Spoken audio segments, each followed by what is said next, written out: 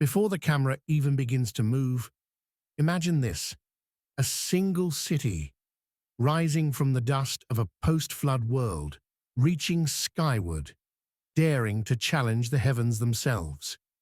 The people spoke one language, shared one vision, and in their unity, they believed they could ascend above God. But history has a way of humbling even the most confident of hearts. Welcome to the story of the Tower of Babel, a story of ambition, unity, pride, and divine intervention that reshaped humanity forever. Stay with me, because what you are about to witness will change how you see civilization, language, and the power of obedience. The flood had passed, the waters had receded, and the ark had rested atop the mountains of Ararat. Noah and his family emerged from the wooden vessel, stepping onto a cleansed world, a world reset by divine mercy. They looked upon the earth, fertile and alive, yet scarred by judgment. Humanity had been given a second chance, a new beginning, a promise that life would continue. For generations, the descendants of Noah spread across the earth, multiplying, building, and learning to live again. Shem, Ham, and Japheth, the sons of Noah, carried the responsibility of restarting civilization. Language, once unified in intention and purpose, became the thread that connected these early communities. Families grew into villages, villages into towns, towns into cities. And with civilization came ambition, and with ambition, pride. It is in this fragile period, after the mercy of the flood and before the dispersion of nations, that the stage for the Tower of Babel was set. Humanity was no longer a single family floating in obedience. It had become a people with vision, with skill, and most importantly, with desire. A desire that would shape the destiny of the entire world. The people came together in a plain in the land of Shinar. They said to one another, "Let us make bricks and bake them thoroughly." They chose bricks over stone, bitumen over mortar, building a foundation not only for a city, but for a monument to their own glory, to their own achievement, to themselves. But here lies the subtlety, the profound danger of their endeavor. The unity of humanity had become an instrument of pride. Their hearts were no longer aligned with God's vision. In their minds, they were architects not of life, but of a legacy to rival heaven itself. And so they built, brick by brick, layer upon layer, reaching higher than any man before them had dared. Imagine the sound, the rhythmic pounding of hammers, the grinding of mortar, the shouts of a united people. There was skill, ingenuity, and relentless ambition in every corner of that city. Yet beneath it all, a silent arrogance grew. "We will make a name for ourselves," they whispered. They did not say, "We will honor God," or "We will walk humbly upon the earth." No, their vision was earthly, not divine, and this is where humanity's great lesson begins. If you're feeling the weight of this story, pause for a moment, hit like, subscribe, and join this journey through Scripture. There are moments ahead where the consequences of pride will become terrifyingly clear, and you won't want to miss a second. As the tower grew, so did the ambition of those who built it. No longer content with survival, no longer grateful for the mercy they had received, the people sought to create a monument that would reach the heavens themselves. But God, who had patiently walked with humanity through the flood, watched silently. The Scriptures tell us, "The Lord came down to see the city and the tower which the sons of men built." The phrase is deliberate.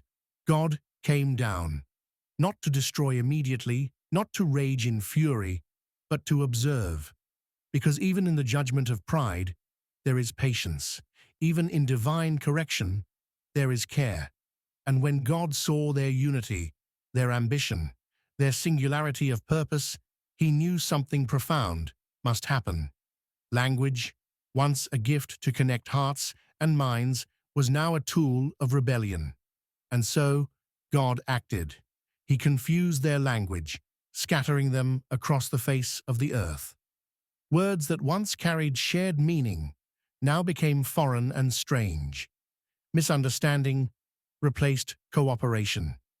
Vision became disarray. The tower, once rising boldly toward the sky, faltered. The city, once united in purpose, fractured. Humanity had been humbled, not by water this time, but by the very gift they had abused: speech. If this insight is challenging your understanding of civilization, pause, like this video, subscribe, and stay with us. The story of Babel is more than history. It is a mirror, reflecting the pride and ambition in all of us. Scattered to the corners of the earth, humanity was forced to adapt. Families carried fragments of language, traditions, and knowledge into distant lands. Civilization diversified. Cultures, religions, and societies arose from the dispersion. The unity that had become a vehicle for pride was replaced by diversity, challenge, and ultimately, survival. But consider the lessons woven into this narrative. First, unity without humility can lead to catastrophe. Second, ambition unchecked by obedience to God is dangerous. Third, God's interventions, though sometimes disruptive, are acts of preservation and correction, not vengeance. Humanity learned, through confusion and scattering, that the path to greatness is never solely built with hands and mortar, but with obedience, humility, and reverence. The tower itself, a symbol of human pride, became a monument not to glory, but to limitation.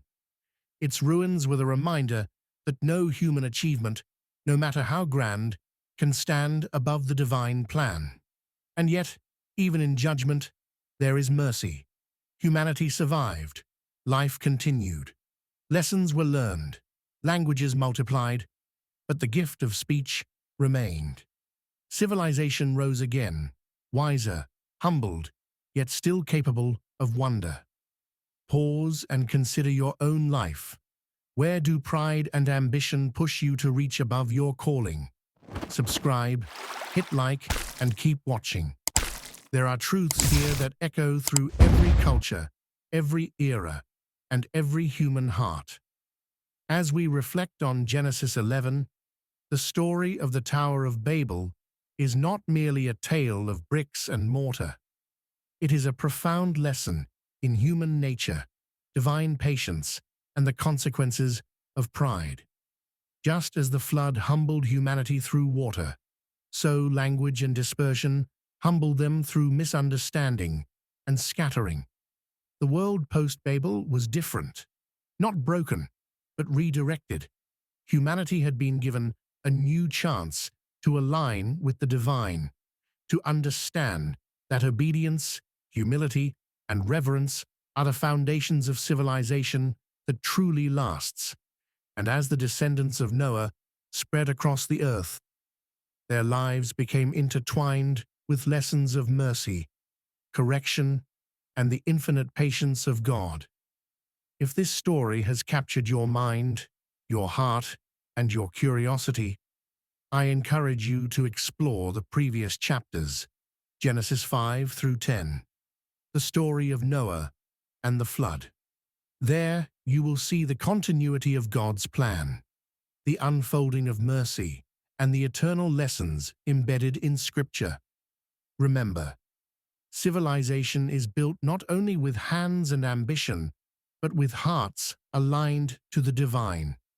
Faith, humility, and obedience are timeless lessons, and as you journey through these stories, allow them to shape not just your knowledge of history, but the way you live today.